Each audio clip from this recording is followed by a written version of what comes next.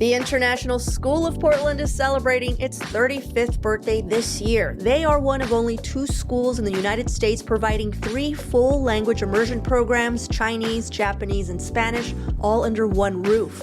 Located in downtown Portland, they're also the first school in the Pacific Northwest to adopt the renowned International Baccalaureate Primary Years program. They teach preschool through 5th grade and have an open house this Friday morning, April 24th, where you can find out more. Sign up to attend their open house at internationalschool.org. That's INTL school.org.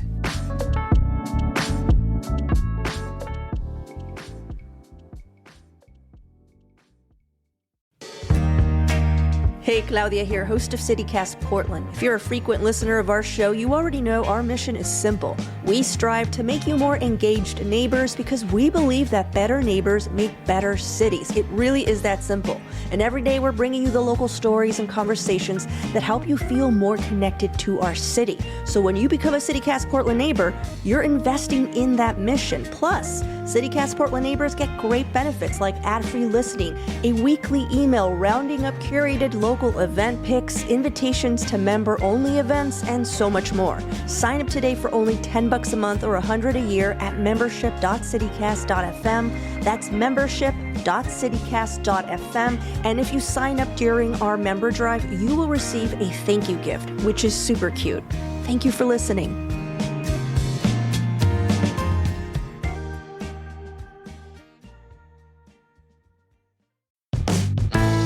This is CityCast Portland. I'm Claudia Meza, and this is what Portland's talking about.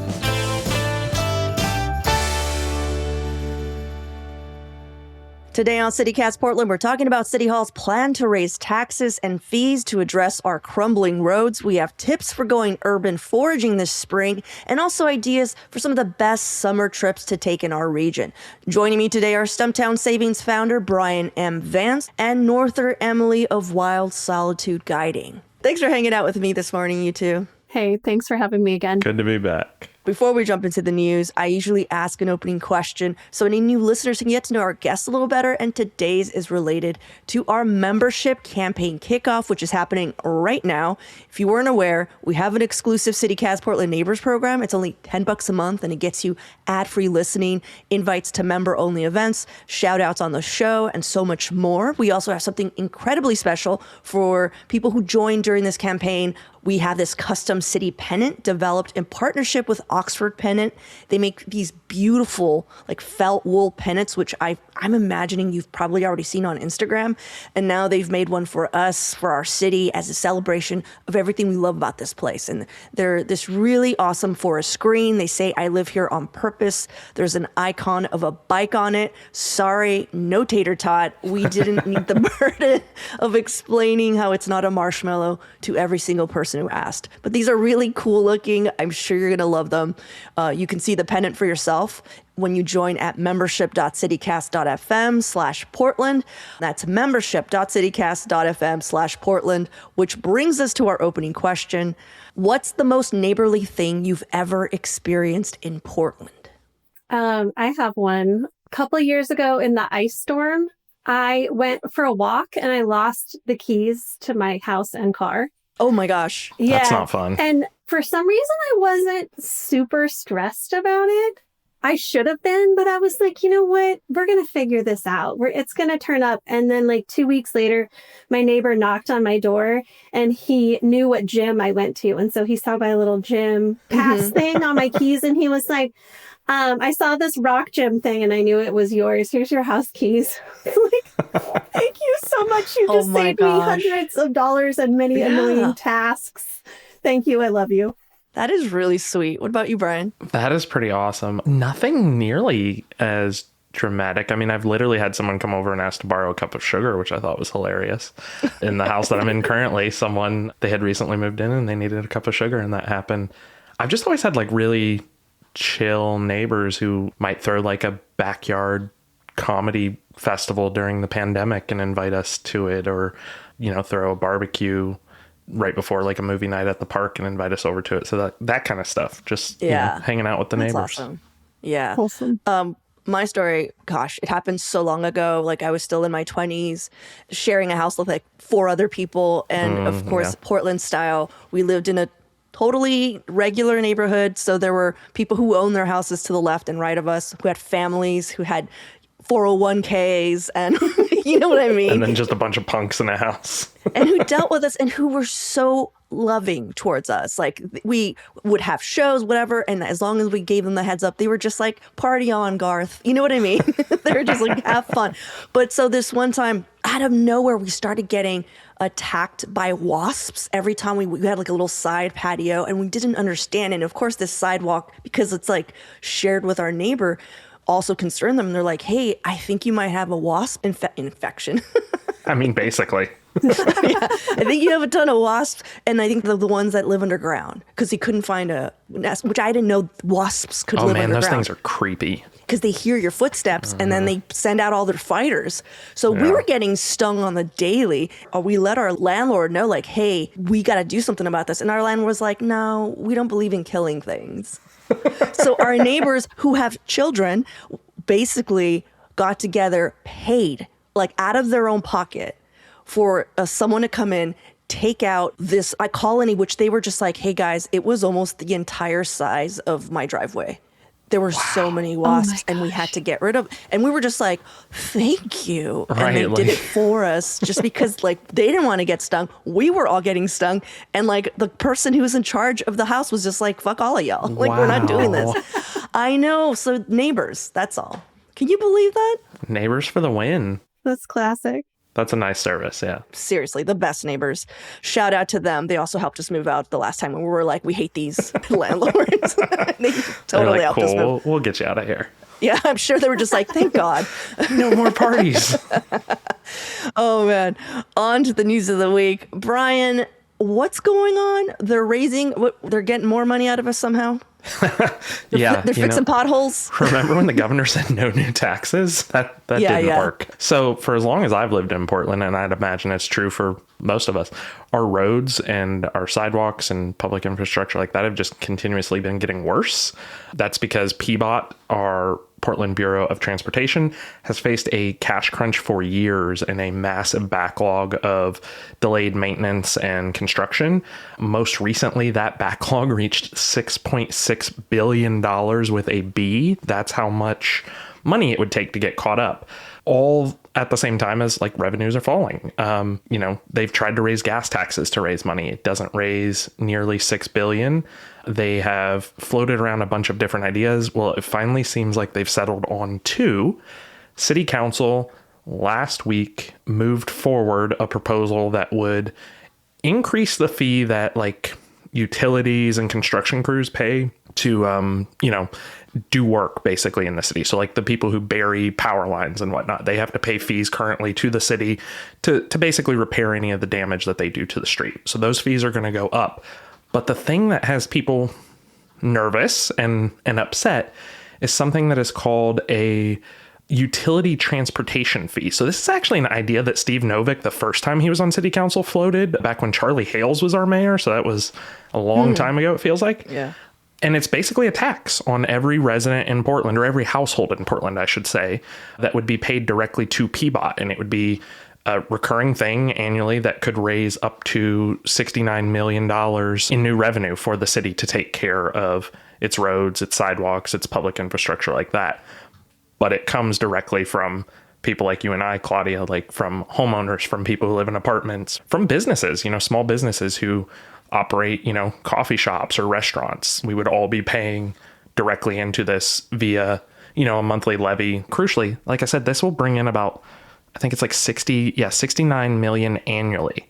I just told you the backlog is 6.6 billion. It's not even coming close to touching that. So it's like, nice try, but they're going to have to do something substantially larger. And it's at a time when Portlanders are dealing with rising cost of living. We're facing increases in our water and sewer rates. We're facing increases in likely our electric bills. We're across the board. We're just seeing prices go up at the same time that people feel like services are not being delivered. Our roads are getting worse. It seems like the quality of our electricity is getting worse at times. It's, like all these things are adding up. And yeah, it's just, I got to imagine this is not going to be very popular. And all it's really doing is sort of like kicking the can down the road, like, and not even very far, like maybe 2 inches, because 69 million is not a lot. Like half an inch. I mean, basically what ends up happening is whenever our government can't figure out how to get money and how to think outside the box with how to figure this out, they end up just going to the same horse and kicking it again. Well, and people are moving out of the like, we can't afford this. We can't afford to live here. Also, the return on investment. I mean, I hate being this guy. I hate being like, look at New York City, but look at Mom Donnie. He was getting those winter streets cleared by creating more jobs. That's like a really interesting way of going about it. Of course, it's a system that New York has already had. Like, it's not like he created that system, but like, what an interesting thought. Hey, we have tax money. What if we give that tax money to the people who need it the most, would sign up for work and figure a system out? To me, that's a better system that New York figured out, that Mom Donnie employed, than what we have right now. Because I don't know about you, Brian, but when I see a pothole, if someone just gave me the stuff, I would fill it right now. Let's 100%. Go. 100%. Domino's was doing this nationally for a while. They were literally sending out their own crew to fill potholes. It's like, it doesn't take a civil engineering degree. And guess what? Like, the pothole filling doesn't last long anyway when you do it like up to the city standards or whatever, and it costs so much more than just like paving a road. Like the cost per square foot of filling a pothole, I think, is like 10 times the rate of actually just paving a road from scratch, or like ripping it up and redoing it. You're speaking using their system as using now. Their system, exactly. There's outside the box thinking that we can do. I also just want to point out that like the federal government used to actually kick in a lot of money towards public infrastructure. I mean, our interstate highway system was funded by the feds.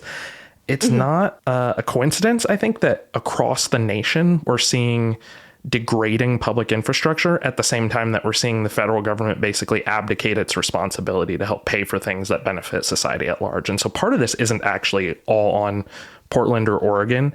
It's that the social contract that was there, that the federal government would help communities across the nation pay for things that facilitated travel between different areas and different regions, that's broken down, and it's left these cities with just monumental holes that they have to fill, and they're really struggling to do this. Portland is not alone here. We just feel it because we live here. Yeah. Norther, Brian and I moved to this city in different points of our lives.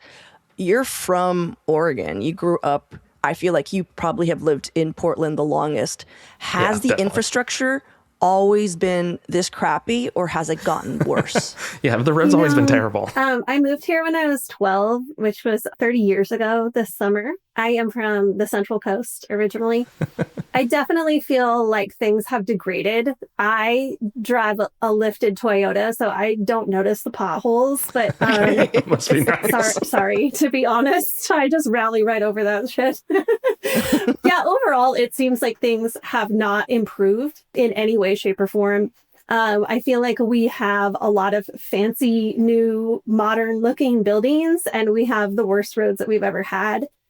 I also feel like the roads get worse every winter that we have an ice storm. So there's definitely like a climate change layer to this too that probably has to be acknowledged at a certain point.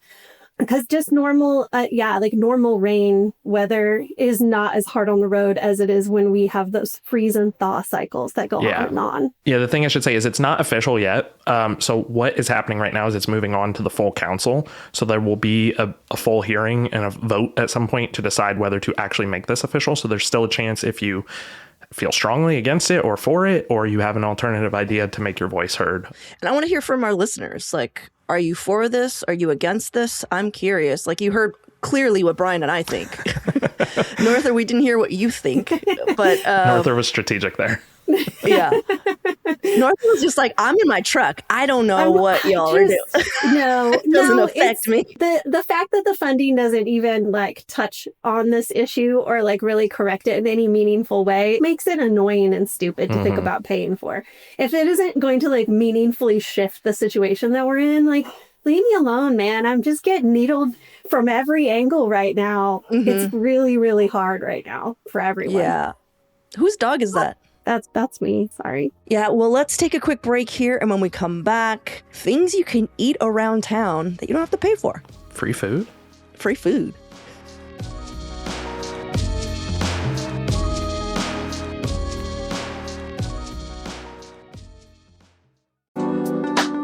Got leftover paint, stain, or varnish taking up space in your basement or garage? You're not alone. Many of us finish a project and end up with half-used cans we're just not sure what to do with. Don't let them sit there collecting dust, taking up space. Recycle them with Paint Care. Whether it's cans from a recent renovation or years of storage, Paint Care helps ensure your paint is managed responsibly and kept out of landfills. Drop off your cans for free at one of more than 175 conveniently located drop-off sites across Oregon. To find a drop-off site near you, visit paintcare.org. That's paintcare.org.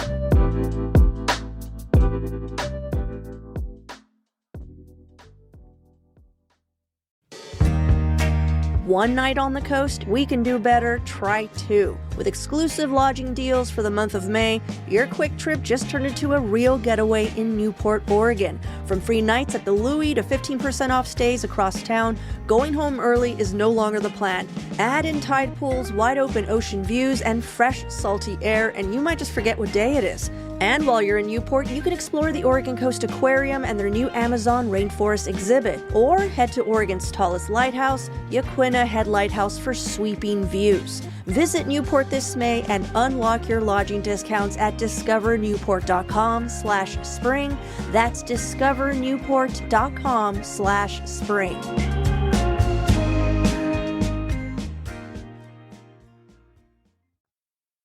All right, Norther, you're going to tell us about things that are popping off right now, forageable items.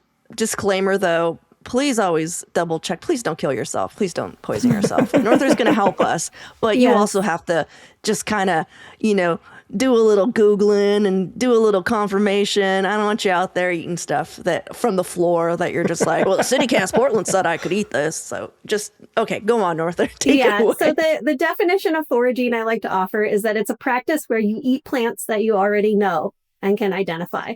If you've never ID'd a plant before, you can have it next year. Watch it for a year. Watch it develop. But yeah, lots of stuff out there right now. This is definitely like one of the best times of year to be foraging. We are super lucky to have really long growing seasons in the Willamette Valley.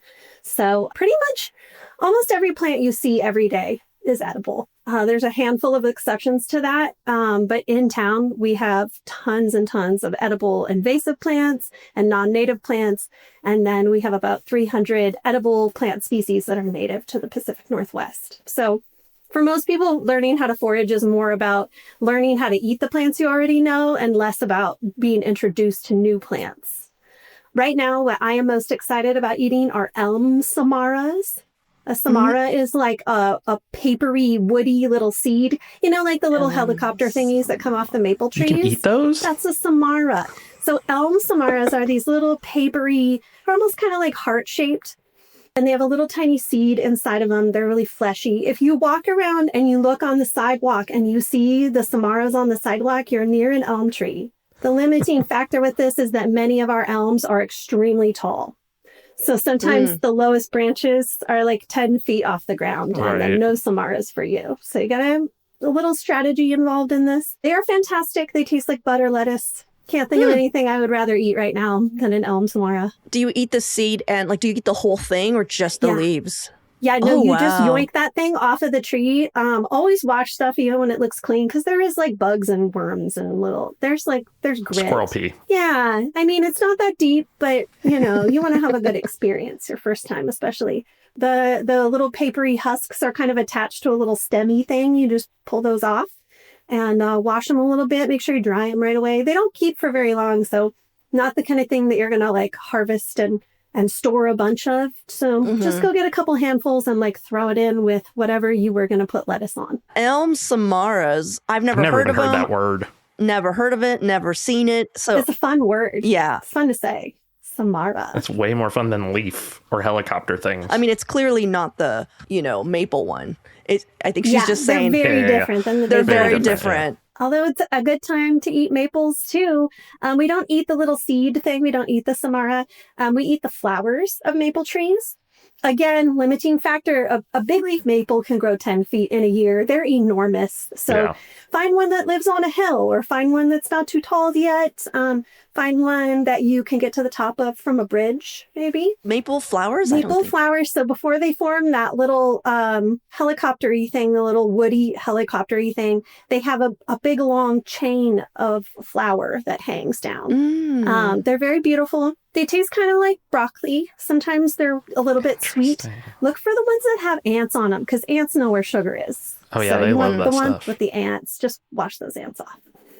Damn, you gotta kill them ants. Or get some extra protein. Yeah. They can be a little spicy. Ants kind of smell, when you crush them, they kind of smell like paint thinner. That's not appealing. Nasty. Not at real all. quick, I had a question. Can you get maple flowers from decorational maples? Like Japanese maples or... Sure. So all different maples taste different.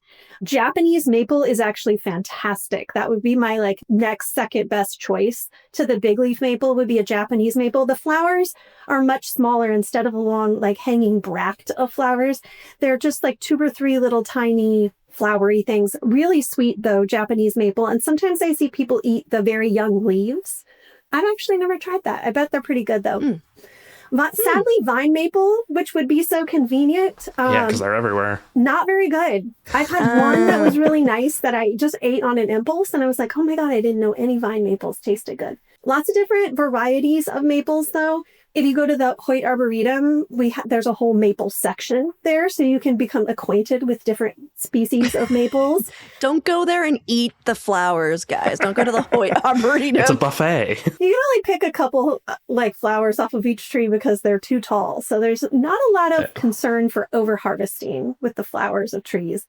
Plus the season is super short. So far I've heard basically leaves and seeds of trees. Is there anything else that people should keep an eye on? Because I know ramps are rampant right now. I said it. Julie's not here. That's our producer, one of our producers. Julie isn't here to boo me on the chat for my awesome puns. So I'm gonna unleash. But I know you can't really find that around town because we're focusing on things that you could find in town. See, Rachel's supporting me. She's like, Rachel's I like a fan. It. Yeah. She's a fan of terrible puns. Anyhow. Puns make my head hurt. Oh no, the Norther hates them. Okay. Why did we have to do it that way? I'm sorry. So give me one more edible forageable that you could find around town. One more. One of the most prolific plants that you will find planted all around the city is flowering right now. The red flowering currant. Oh, yeah. The currants themselves are blue, and those will be out later in the summer. But red flowering currant flowers are sweet and fun to eat, the same way you would eat a honeysuckle or a little clover or something. They have, a little bit of honey in them. My favorite way to use them is to take the whole little chain of flowers and drop them in my water bottle, and it'll flavor your water. Oh, interesting. Usually 2 changes you could do. The red flowering currants are planted all the way around the DMV parking lot on 102nd or whatever. They are all the way around the substations in my neighborhood. Pretty much anytime Metro gets the opportunity to plant some native plants, they're going to throw red flowering currant in there, and they're available for you. We're right at the end of season right now, so definitely keep your eyes peeled in the neighborhood. Usually I smell them before I see them, but I think that currants don't get enough hype as an edible plant in the Pacific Northwest. We have currants that grow in every possible biome that we experience in the Northwest, and they're super good. That is really cool. I've got one in the backyard. I may go try it after this. And try it out. I do want another disclaimer. Norther's already talked to us about this occasionally, but I've witnessed this in my neighborhood. Do not forage anything that is dog level. Yeah. Stay out of the dog pee zone for sure. Yeah, just don't do it. That's why trees and shrubs are best. There's every little thing growing on the ground is probably edible, but it's all in the dog pee zone, and we don't want to pick up a little nematode of some kind. Don't do it. Yeah, so stick with things that are on bushes and above. Trees are really an underappreciated food source. People really are sleeping on the trees. Cool. I don't even know what a red currant looks like, so I'm gonna go check it out. I didn't know we had so many currants. Yeah, Google it. Oh, so many. Yeah, and basically, is it like berries? Or Yeah. So there'll be little blue berries at the end of summer. And currants always have that little kind of husky, papery blossom thing on the end. It's really not worth your time to try and get rid of them. So just put them in something where you were already going to have a lot of like roughage. Like put it with oatmeal or in a chia seed pudding or somewhere where you're already expecting that texture so it doesn't bother you so much. cool. Well, some ideas here. Also, just hit up Norther. What's your website again?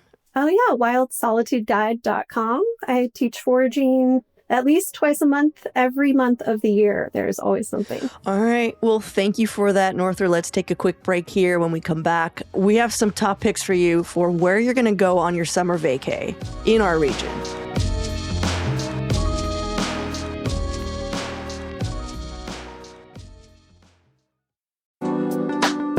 The city of Tualatin wants you to know that they have a lot going on this summer, like the Blender Dash, Tualatin's craziest fun run for kids ages 5 to 15, happening June 6th. Think color, foam, mud, obstacles, even zombies. It's messy, it's wild, it's unforgettable. They're gonna love it. Then swing back on Saturday, July 11th for Viva Tualatin, a celebration of arts and culture the whole family will love. Only 12 miles away, Tualatin is also home to more than 200 acres of parks, trails, and natural areas, perfect for exploring, playing, and soaking up the outdoors all year long. Like, have you been to the Tualatin River? It's a designated national water trail with more than 38 miles of swimmable, fishable, paddleable, picnic adjacentable waterway with easy access docks and ramps. Plan your visit today at tualatinoregon.gov. That's tualatinoregon.gov.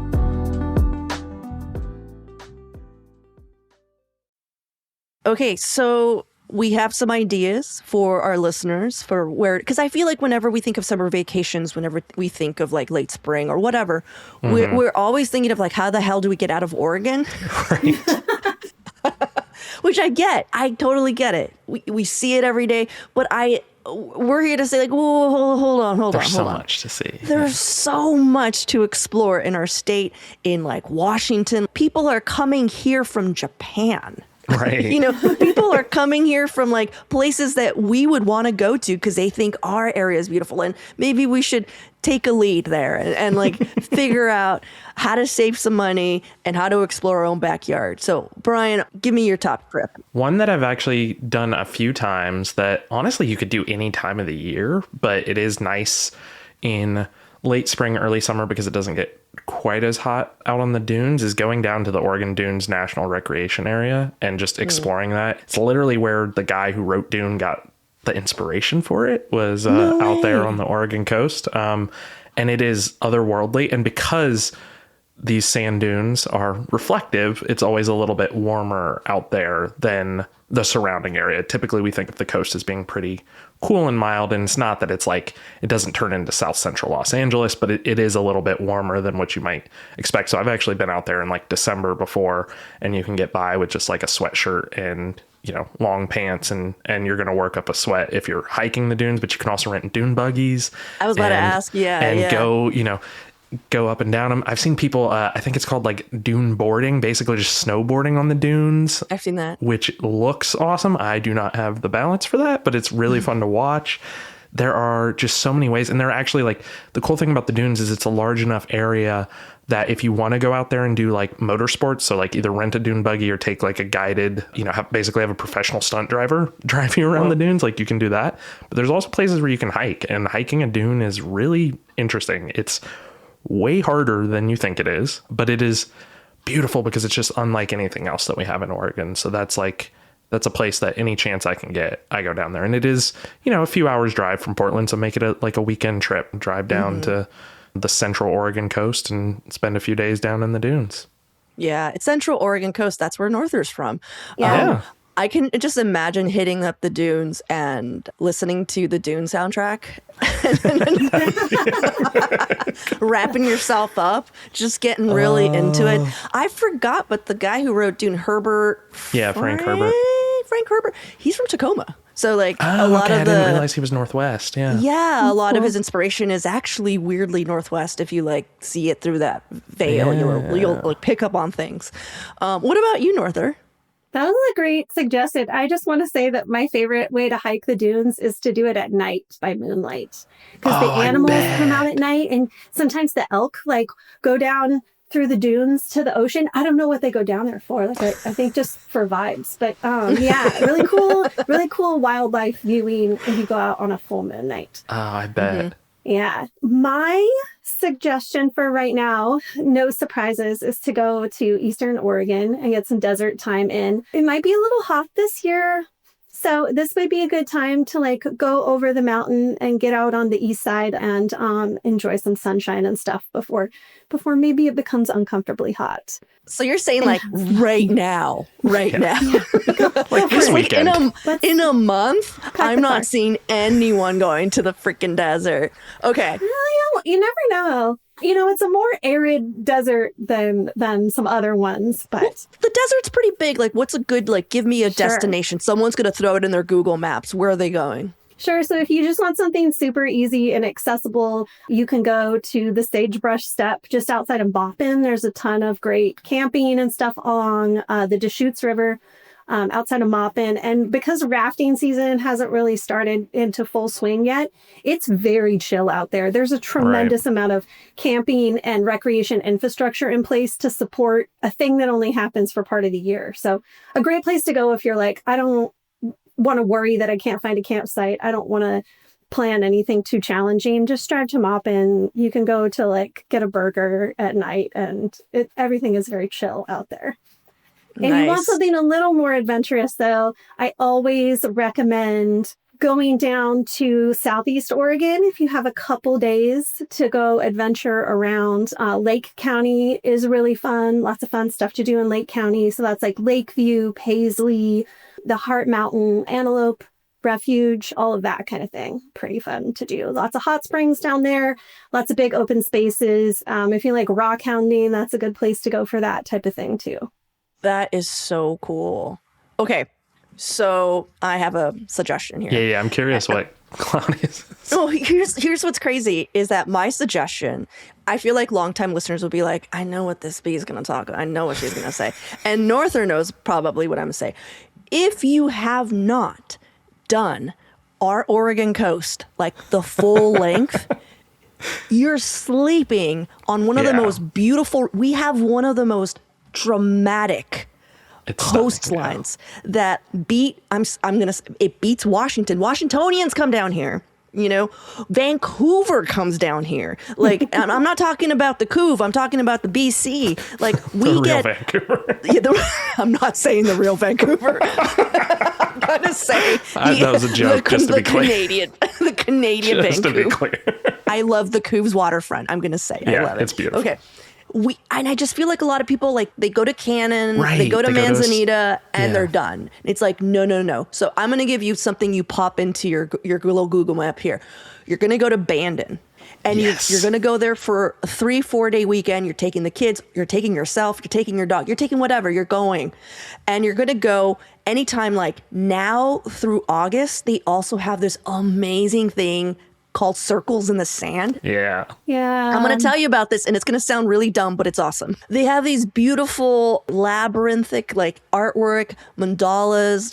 It's just gorgeous stuff, and it's just this one dude and a stick. Yeah. Just like a special stick. And, like, he takes it over so you're able to, like, go through his, like, artwork. And Bandon has some of the most gorgeous rock formations, so gorgeous that there are names for it. There's the wizard hat, there's this, there's that, there's like, it's just kind of awesome.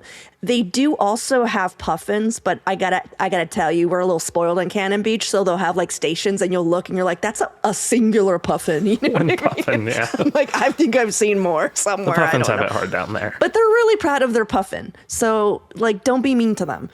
This But thing yeah, in their pool. I'm sure there were like 3, but I was just like, all right, guys. But everyone was like, gather around, the puffins are here. And I'm like, oh, I've seen some puffins. Okay, so I just think Bandon has so much to offer. But what's great about it is, like, don't take the 5, take the 101 and like have The whole way. have a good time. There's like places to go watch seals in caves while you go down there. Is it Florence? There's Depot Bay. There's Newport. There's so many freaking little stops, but you want to end up in Bandon. It's going to be awesome. Trust me. And to me, that is like the ultimate like summer vacay. Oh, yeah. And honestly, like, go out of your way, drive up to Astoria and Warrenton and start from there and go down, because I promise you it's worth it. Because what you don't realize is how different the various parts of the coast are. Like, it's all rugged, but it's rugged in different ways. And so until you do that drive from top to bottom, I've done it several times actually, and it's just like one of the coolest things. Also in Bandon, I cannot think of the name of this place, but there's a diner right in their little downtown area that serves cod and eggs. Sounds weird. It's one of the best breakfasts I've ever had in my life. Totally get it if you're in Bandon for a weekend. Interesting. All right. Well, we've given you a few pointers, just some tips. We could literally be here all day just talking shop. Absolutely. I want to hear from our listeners. Where are you like, hey, you've never explored Oregon for some reason during the summer or spring? Like, where would you send someone? I want to hear it. I normally would always be like Crater Lake, but like half of it is close. So it's like, you know, drive all the way there to be told you can't go around the loop is heartbreaking. All right. But yeah, guys, as we were saying, we are in our spring membership campaign. We've got this beautiful pennant for people who are signing up now. It's a thank you gift for new and existing members. So if you're an existing member and you're like, I want that freaking pennant, you're going to get that pennant. Don't worry about it. But also, I wanted to like kind of shout out that we have a live taping coming up on 503 Day, which is happening again May 3rd on Sunday in the Ankeny Alley. And the live taping is only for, guess what? Members. It's a member only event. So if you want to come to this live taping, you know, you've been wanting to join the membership, now is the perfect time. We actually reserved spots in our tapings for new members. So come check it out, membership.citycast.fm, and join our Neighbors program. Thanks so much, you guys. Brian, thank you, Norther. Always a pleasure. Thanks, Claudia. Great to be back.